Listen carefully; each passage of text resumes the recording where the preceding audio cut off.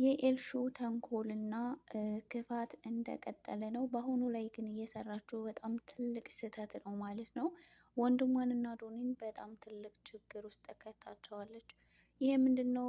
ኑኑን በሜካፕ በማበላሸት ወደ ጆ በመውሰድ ጆ ኑኑን ሲያያት እንዲጠላት በማድረግ ኑኑ ደግሞ ከጆ ጋር በነበራት ቆይታ ወንድሟ ቤሉል እንዲጠላት ወይም ደግሞ ከሌላ ሰው ጋር ግንኙነት እንዳላት እንዲመስለው በማድረግ ነበር እያሰበችውን ማለት ነው። ነገር ግን ይሄ ሀሳቧ ለወንድሟ ትልቅ ችግር ይዞበት መጥቷል ማለት ነው። እንግዲህ ኑኑን በሜካፕ ካበላሸች በኋላ ወደ ጆ ይዛት ሄዳ ከጆ ጋር ቁጭ ብለው ሲያወሩ እሷ ደግሞ ወደ ጎን ተነጥላ ሄዳ ለወንድሟ በመደወል አብረው ከወንድ ጋር እያወራች እንደሆነ ፎቶ አንስታ ልካለታለች። እንግዲህ ይህንን ነገር ሲያይ ቤሉል በጣም ተናዶ በቃ የራቀች ለዚህ ነው ማለት ነው እያለ ቆይ ኑኑ እኮ በጣም ጥሩ ሰው ነበረች፣ እንዴት እንደዚህ ታደርጋለች እያለ ሲያስብ ነበረ ማለት ነው። የኤልሹ ሀሳብ እንግዲህ ፊቷን በሜካፕ ካበላሻቻት በኋላ ከጆ ጋር ቁጭ ብላ ስታወራ ጆ እንዲወዳት ላለማድረግ ነው ማለት ነው። ኑኑዬ ግን ምንም በሜካፕ ፊቷ ቢበላሽም ጆ ለሷ ያለው ስሜት በፍጹም አልቀነሰም አልቀየረምም ማለት ነው። ይህም ስራ ደግሞ የኤልሹ ተንኮል እንደሆነ በደንብ አውቆታል። ግን አንዳንድ ጊዜ ጆ ኑኑን ሲያየት ይስቅ ነበረ። ቆይ አንተ መሳቅ ነው እንዴ ስራ ምን ያስቅሃል እያለችው ነበር። ምክንያቱም ኑኑ ራሷን ምን እንደምትመስል ስላልተመለከተችው። ኤልሹ እንግዲህ ቀድማ ወደ ቤት በመምጣት ኑኑዬ ከጓደኛዋ ጋር ጊዜ ፈልጋ እኔ ቀድሚያቸው መጣው በማለት ለቤሉል ነግረው ነበር። ቤሉል እንግዲህ በዚህ ሰዓት እየፈጠነ ከቤት ሲወጣ ጆ የኑኑን ጫማ ሲያወልቅላት ተመለከተ ማለት ነው። በዚህ ሰዓት እንግዲህ ቤሉል በጣም ተናዶ ስሜቱን መቆጣጠር አቅቶት ጆን መቶታል ማለት ነው። ጆ እና ቤሉል ሲደባደቡ እንግዲህ ወደ እላዶኔ ደግሞ ወንድሜ ከሰው ጋር ተጣልቷል በማለት አዶኒም ወደዛው እንዲሄድ አድርገዋለች ማለት ነው። እንግዲህ እዛ ከደረሱ በኋላ ጆን ለሁለት ደብድበውት ነበር።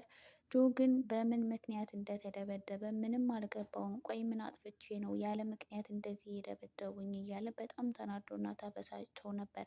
ኤልሹ እንግዲህ ሁለቱም ኑኑን እንደሚወዷት እና ከአንተ ጋር ሲያዋት ተናደው እንደሆነ ነው የነገረችው። በዚህ ሰዓት እንግዲህ ጆ ለምን እንደደበደቡት ሚስጥሩ ስለገባው እንደዛ ከሆነማ አሳያቸዋለሁ፣ በቀላቸዋለሁ በማለት ሲይዝት ነበረ። እንግዲህ ኤልሹ በዚህ ሰዓት መቼም መጥፎ ነገር አስባ አይደለም አለችው። እሱም አረ አይደለም ኑኑን የራሴ አድርጌ እነሱን አበሳጫቸዋለሁ፣ አበቀላቸዋለሁ አለ። በዚህ ሰዓት እንግዲህ ኤልሹ ምንድን ያደረገችው እንደዚህማ ከሆነ እኔም አግዛለሁ ነበር ያለችው። እንግዲህ በዚህ ሰዓት ስልክ ቁጥሯንም ተሰጠችው በኋላ ከኤልሹ ጋር ይለያያሉ ማለት ነው። እንግዲህ ጆ ምን ማድረግ እንዳለበት እያሰበ ነበር።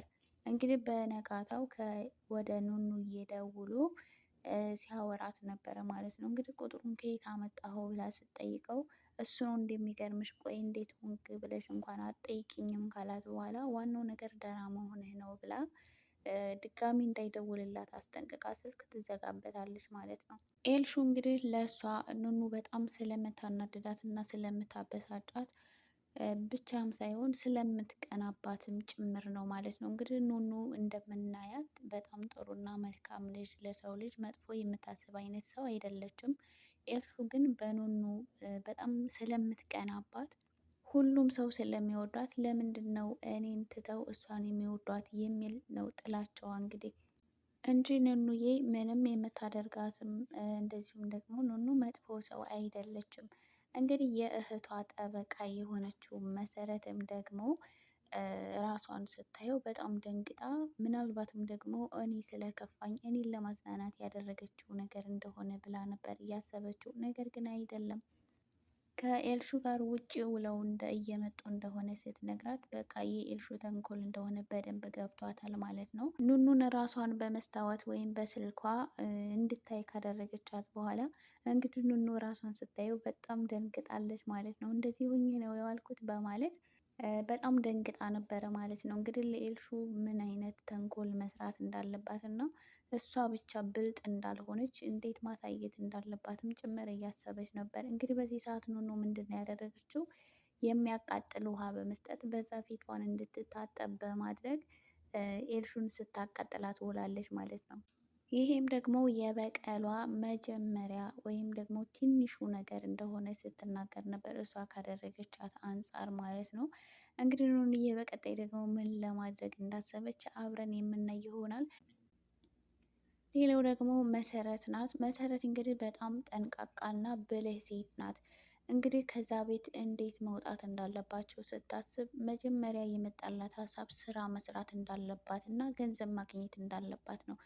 ይህንን ገንዘብ ደግሞ እንዴት ማግኘት እንዳለባት ስታስብ መጀመሪያ እንግዲህ እናቷን ካሳመነች በኋላ ከዛ ቤት ወጥታ ሌላ ሰው ቤት እንዴት ስራ መጀመር እንዳለባት ስታስብ የመጣላት አማራጭ ትምህርት በማለት ትምህርት ሊሄድ ነው በማለት እንግዲህ ትምህርት በሚል ሰበብ ከዛ ቤት ወጥታ ስራ ለመስራት መሞከር እንዳለባት ነው የመጣላት ሀሳብ። በዚህ ሀሳብ ግን ወይዘሮ ሄለን በጭራሽ አልተስማማችም።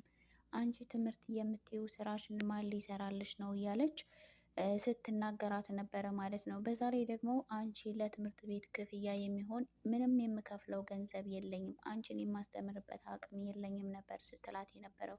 እንግዲህ በዚህ ሰዓት መሰረት እዛ ቤት በጣም ለረጅም አመታት ነው የቆየችው። እስከ ዛሬ የሰራሁበት ገንዘብ ስትላት ጭራሽ ገንዘብ ያምርሻል እንዴ? ቤተሰቦችሽን እኮ ሰብስቤ ያስኩልሽ እኔ ነኝ ብላ ነው የመለሰችላት ማለት ነው።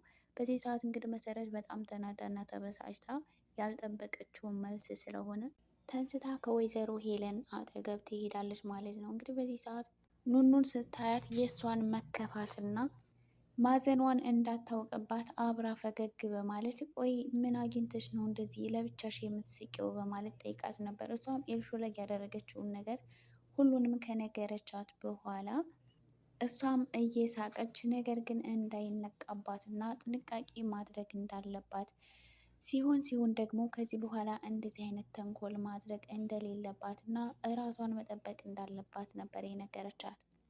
ኑኑ ግን በጭራሽ እሷ እኔ ላይ ካደረገችው አንጻር ይሄ በጣም ትንሹ ነገር ነው በማለት ድጋሜ ሌላ ተንኮልም እንደምትሰራባት ነው ስትናገር የነበረችው። ኤልሹ ግን እንደተነቃባት በጭራሽ አታውቅም።